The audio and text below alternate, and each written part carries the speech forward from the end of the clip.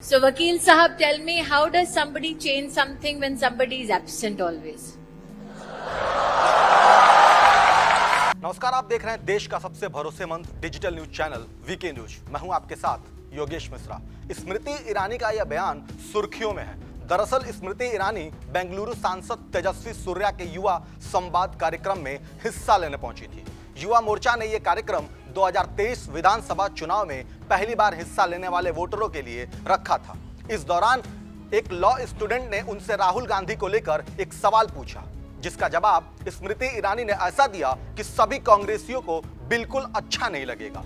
पहले आपको उस लॉ स्टूडेंट का क्वेश्चन सुनाते हैं, फिर स्मृति ईरानी का जवाब दिखाएंगे। How will the disqualification of Rahul Gandhi as an MP change the dynamics of Indian politics and especially the upcoming 2024 elections? Law की स्टूडेंट के इस सवाल पर स्मृति ईरानी ने मुस्कुराते हुए बहुत ही तीखा जवाब दिया। आप भी सुनिए। So Vakil Sahab, tell me, how does somebody change something when somebody is absent always? What is the premise on which this disqualification has happened?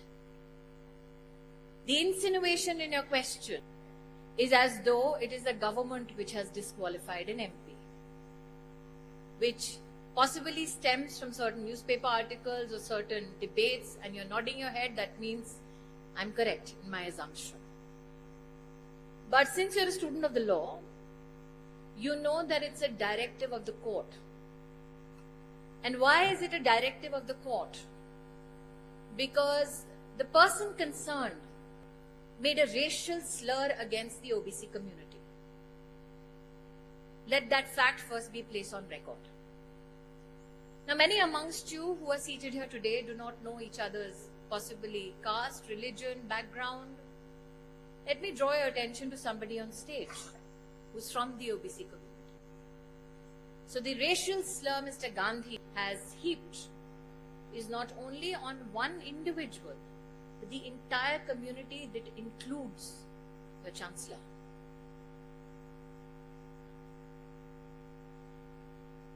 So now a case in a court of law is fought on merits and evidence.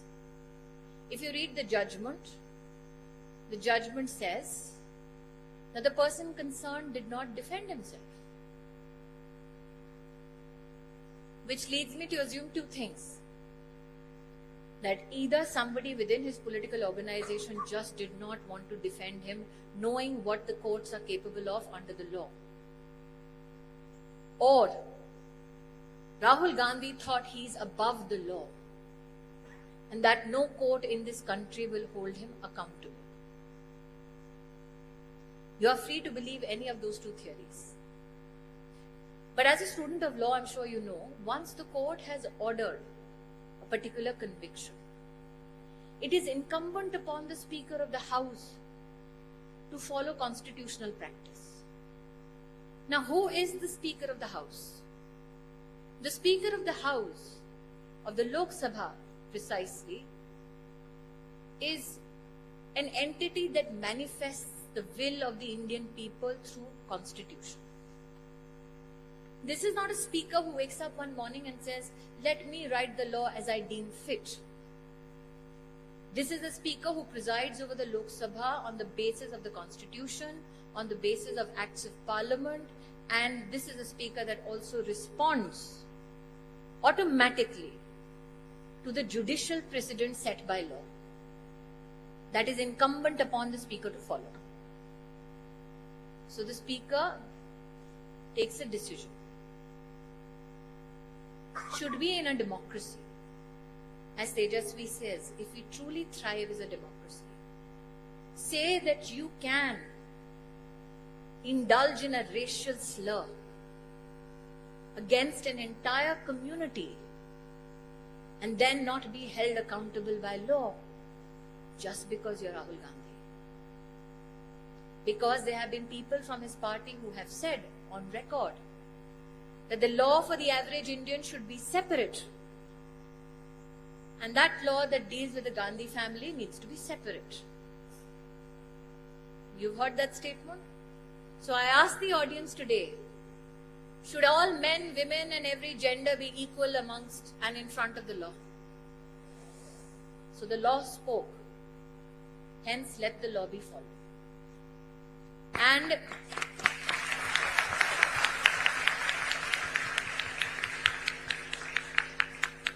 when you talk about 2024, honestly, you want me to answer that question?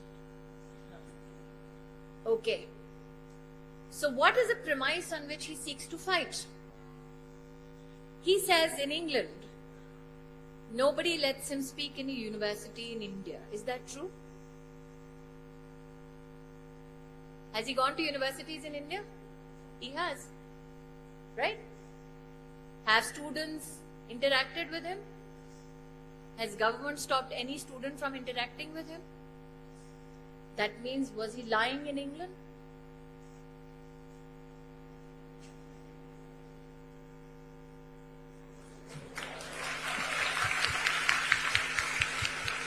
But when you go overseas and you say democracy is dead in India, I ask the voters and those who have not voted yet, has democracy died in your country? You are a country that was attacked by a terrorist in Mumbai. That terrorist was caught and brought to justice in a court of law. Do you remember Kasab? You are a part of one of the most majestic democracies of the world. Your democracy was attacked by an enemy state. But even that enemy was captured and through due process of law punished. Is your democracy dead? One of the greatest, Tejasvi was kind enough, and I again infer to his use of mother tongue, which I did not understand.